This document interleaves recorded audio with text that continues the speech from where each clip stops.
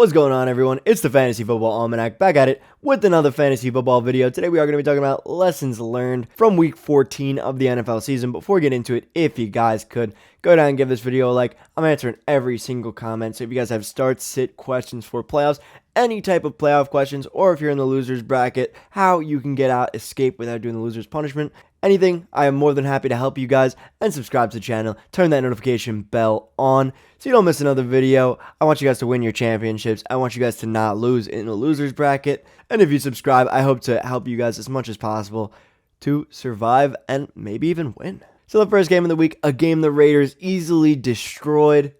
Oh no, they didn't.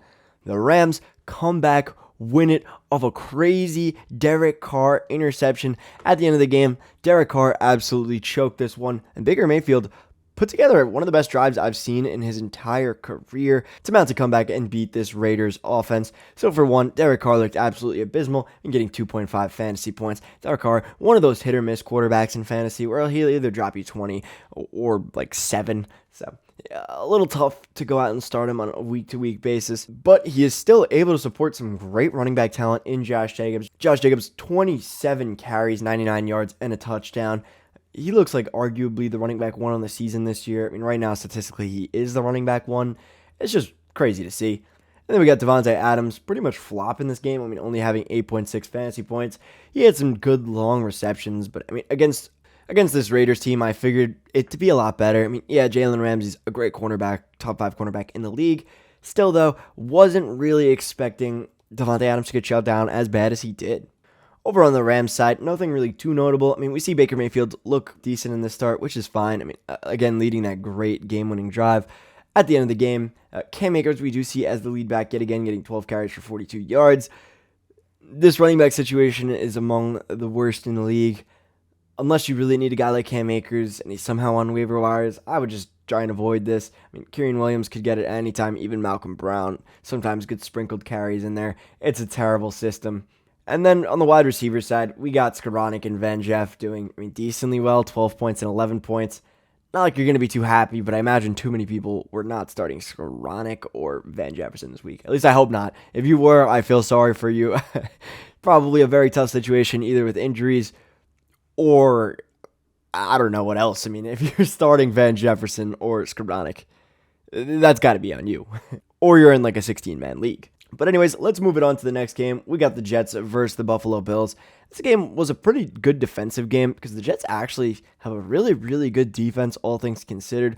But I'll start with the Jets side. We got Mike White passing the ball 44 total times and not a single touchdown. Joe Flacco even came in for a little bit because Mike White was dealing with multiple injuries. Actually, he did go to the hospital after the game, which is crazy because he went down with multiple different injuries and came back in each time. I mean, Mike White's a tank. We see Zonovan Knight continue to get work, even with Michael Carter healthy. Michael Carter, 5 carries, 5 yards. Zonovan Knight, 17 carries, 71 yards. He seems to be the lead back in this offense, at least until Breece Hall is healthy, able to return next season. Over on the wide receiver side, we got Garrett Wilson and Elijah Moore, the only two making a real dent for fantasy managers, with 7 targets and 10 targets for Garrett Wilson and Elijah Moore, respectively. Neither of these guys did anything crazy with it, but still a good performance from both of them. And nice to see that Mike White is distributing the ball better than Zach Wilson did. Over on the Buffalo Bills side, really nobody was too impactful except for Josh Allen. Josh Allen having 20 fantasy points, but Devin Singletary limited to 4.8, getting 8 carries. James Cook only 4 carries in the entire contest, 6 yards and a reception. Nothing really too crazy here. It is notable to see that they still are trying to get the ball to Singletary a little bit more, and maybe James Cook is not the running back we saw over the last 2 weeks, which is kind of annoying for James Cook owners. It's kind of annoying for Devin Singletary owners, but what can you do? Stephon Diggs pretty much shut down in this game. Sauce Gardner honestly becoming one of the best quarterbacks in the league, if not the best cornerback in the entire NFL already in his rookie year, which is crazy because cornerback is such a hard position to get very, very good at. But we see Stephon Diggs limited to 5 fantasy points. Gabe Davis limited to 4 fantasy points. Not a good showing from any of these guys. Dawson Knox did get a touchdown, so he had a decent fantasy showing. But other than that, really nothing too great on the Bills side or the Jets side. A little bit of pain for both Jets fantasy managers and Bills fantasy managers. Moving on to the next game, we got the Browns versus the Bengals, division rivals over here. I'll start with the Browns because Deshaun Watson actually did look a fair amount better. 42 total attempts, 26 completions, does actually have a touchdown in this game. I think he is starting to get his bearings back in the NFL. Hopefully so for all Deshaun Watson fantasy managers. It doesn't look like they're probably going to be making the playoffs this year, but you could expect a playoff push next year if you are a Browns fan. The running backs didn't really do all too well. Nick Chubb and Kareem Hunt combining for less than 10 fantasy points. They have gotten worse and worse and worse as the season has progressed, and this game is no different, just fitting in right alongside the trends. We got Donovan Peoples-Jones as the leading wide receiver in this offense, 15 fantasy points, 114 yards, which is really promising for a really young wide receiver who is now just getting the quarterback that he's going to have for at least the foreseeable future. I would imagine the next 2 or 3 years at least. Amari Cooper struggling to get on the same page as Deshaun Watson. 7 targets, but only 2 total receptions. I think this will just come with time. Same thing with Donovan Peoples-Jones. Deshaun Watson wasn't able to practice with them pretty much at all throughout the whole season, so it makes sense. They'll get their bearings back eventually. Njoku, 15 fantasy points, put up 59 yards and a touchdown. He looks like another go-to target in this offense. And honestly, just looking ahead for next year, I think he could be a great fantasy option. Over on the Bengals side, we had Joe Burrow putting up a decent fantasy performance, 16 points, nothing crazy. We see Joe Mixon have 11.6 fantasy points. Samaje vulturing a touchdown, as he always does, to Joe Mixon owners. I'm a huge Joe Mixon owner. Pain. We got Jamarr Chase, pretty heavily utilized yet again. It's Jamarr Chase. What more can you expect? 119 yards and a touchdown, 15 total targets. Great fantasy option, great fantasy player. If you have him, you already know that. But T. Higgins going down is a little bit concerning. He is labeled day-to-day at this point, coming out an hour ago.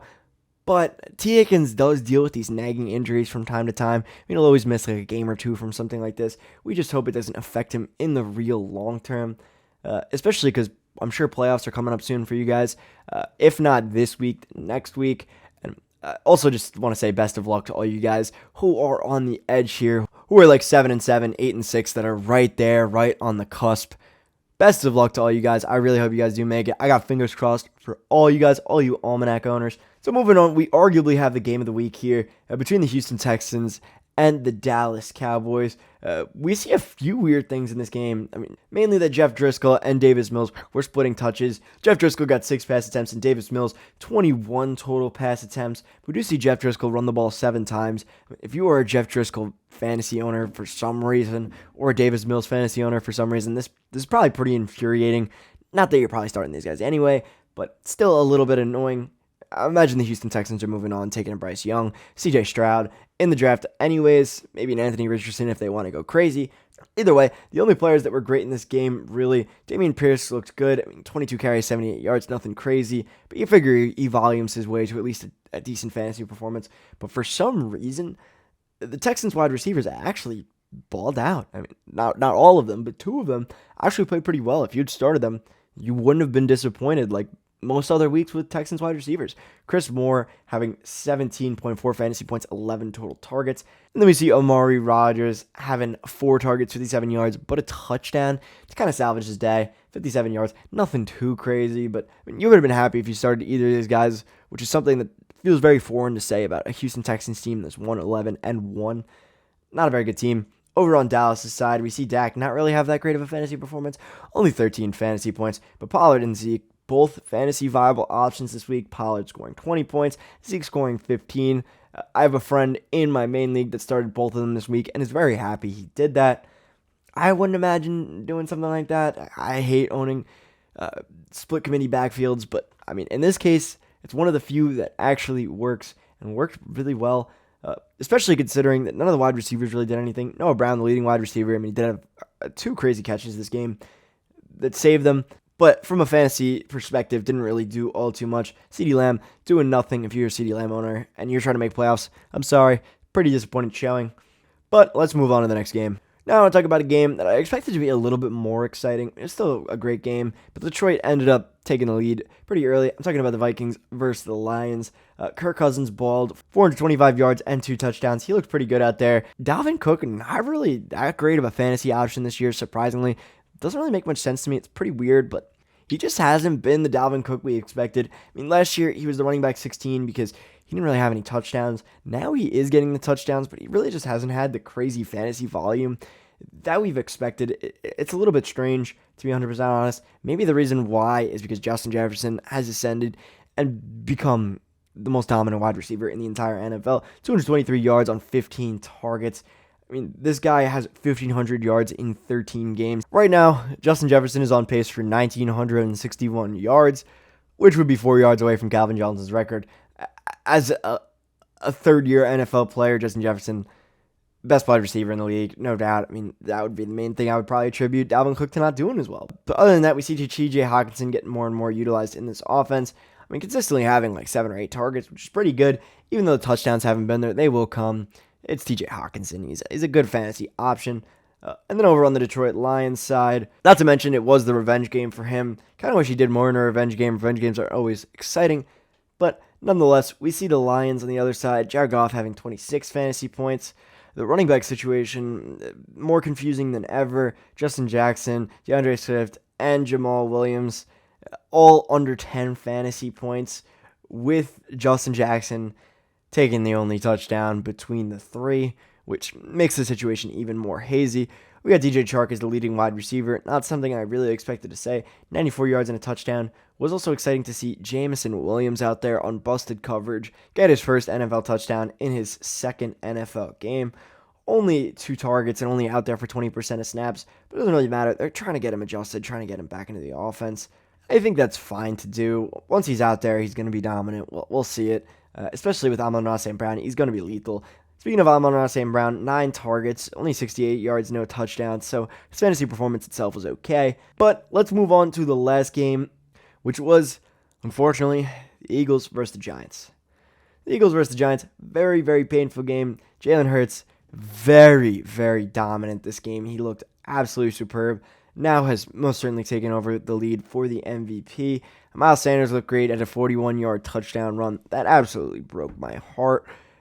Other than that, the wide receivers didn't really play all that well in terms of fantasy. It was pretty spread out between Devonta Smith and A.J. Brown, as you would expect. But over on the Giants side, pretty painful showing. I mean, they threw in Tyrod Taylor for the end of the game because why not? The game was absolutely out of control. I mean, it was 48-14 with 5 minutes left. Saquon Barkley really able to do nothing. I think they kind of took him out early because he had the neck injury. They wanted to just rest him. They're like, okay, we are losing this game. Let's just take him out of there. Other than that, we see Richie James do actually pretty well for fantasy, 9 total targets. Isaiah Hodgins, I don't get it, but Isaiah Hodgins has actually been a somewhat reliable piece for this Giants offense. I think he might be worth a roster spot if you are really, really, really in a desperate pinch or in like a 16-team league, but nothing crazy. But anyways, guys, that is going to be it for the video. I hope you guys did enjoy. If you did, go give this video a like. Again, I'm answering every single comment. If you guys have any fantasy football related questions, please let me know. I want to help you all out. I want to see you guys win your championships, and subscribe to the channel. Turn that notification bell on so you don't miss another video. With that, guys, I'll catch you guys in the next video. And as always, have a good day, good night, and a good life.